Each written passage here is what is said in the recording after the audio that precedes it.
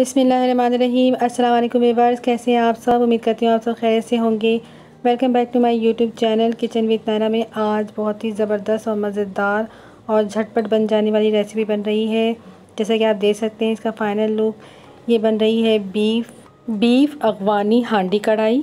जैसा कि आप देख सकते हैं इसका फ़ाइनल लुक बहुत ही मज़े की होती है। चलिए आए चलते हैं, इसे बनाते हैं ये किस तरह बनेगी और इसमें क्या क्या इंग्रेडिएंट्स डालेंगे और ये किस तरह बनती है। तो आइए चलते हैं, इसे बनाते हैं।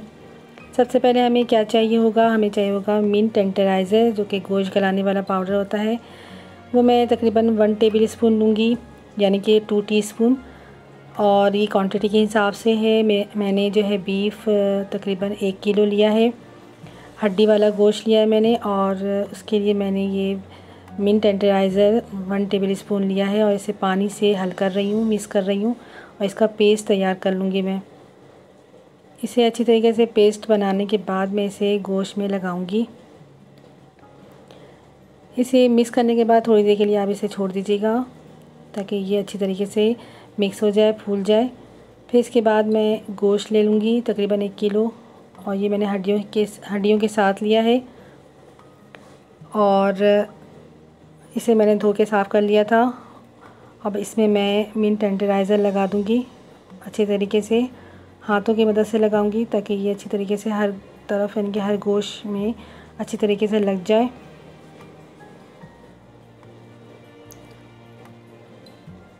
और इसे लगाने के बाद मैं इसे छोड़ दूँगी तकरीबन 1 से 1.5 घंटे के लिए, ताकि ये हमारा जो गोश्त है वो अच्छी तरीके से टेंडर हो जाए।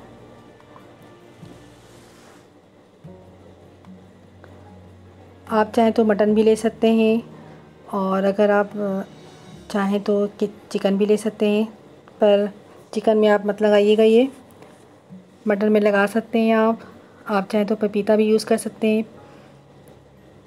अब मैं एक हांडी ले लूँगी, मिट्टी की हांडी, और इसमें ऐड कर दूँगी 1/2 कप ऑयल। आप घी भी इस्तेमाल कर सकते हैं, मैंने ऑयल लिया है और मैंने मिट्टी की हांडी यूज़ की है। आप भी कर सकते हैं, पर ये कि अगर आप मिट्टी की हांडी ही यूज़ करेंगे तो ये ज़्यादा अच्छा रहेगा। इसका जो अपना टेस्ट होता है बहुत ही लाजवाब होता है। इसकी अपनी खुशबू होती है इसमें पकने वाले सालन की।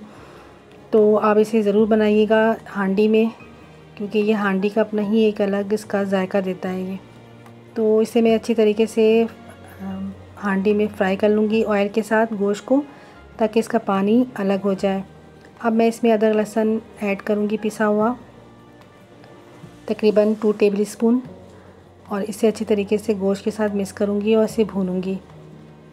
आपने इतना भूनना है इसे कि इसका पानी खुश्क हो जाए और ऑयल जो है इसका, यानी कि गोश्त का जो ऑयल है वो ऊपर आ जाए। अब आप देख सकते हैं मैंने इसे अच्छी तरीके से, बहुत ही अच्छी तरीके से भून लिया है और इसका पानी भी खुश्क हो गया है। अब इसमें मैं ऐड कर दूँगी नमक। इसमें बहुत ही कम इंग्रेडिएंट्स होते हैं और ये बहुत ही मज़े की बनती है, एक बार ज़रूर ट्राई कीजिएगा। ये देखिए, अब ये मैं इसमें डालूँगी मिर्चें। हरी मिर्चें ले लें 6 अदद और टमाटर लिया है मैंने 4 अदद दरमियानी साइज़ की। अगर आपको मसाला बहुत चाहिए तो आप टमाटरों का पेस्ट भी डाल सकते हैं बना के, और इसमें क्वांटिटी भी इसकी आप बढ़ा सकते हैं। तो अब मैं इसे डाल के अच्छी तरीके से इसे भून के और इसे पकने के लिए छोड़ दूँगी तकरीबन 1 कप पानी डाल के। ढककर छोड़ दूँगी मीडियम फ्लेम पे, ताकि ये अच्छी तरीके से गल जाए। और 1 घंटे के बाद आप देख सकते हैं हमारा जो गोश्त है वो बहुत अच्छी तरीके से टेंडर हो चुका है, तैयार हो चुका है। सब चीज़ें अच्छी तरीके से गल चुकी हैं और मिट्टी की हांडी में ये ख़ासियत है इसकी कि ये बहुत तेज़ी से गोश्त को गलाता है और तैयार कर देता है। अब मैं इसमें कुटा हुआ इसमें ऐड करूँगी, काली मिर्चों को ऐड किया है मैंने कूट के।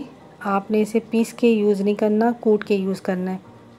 और तकरीबन 1 टीस्पून मैंने यूज़ किया है इसमें, और इसे दम पे रख दिया मैंने 5 मिनट के लिए।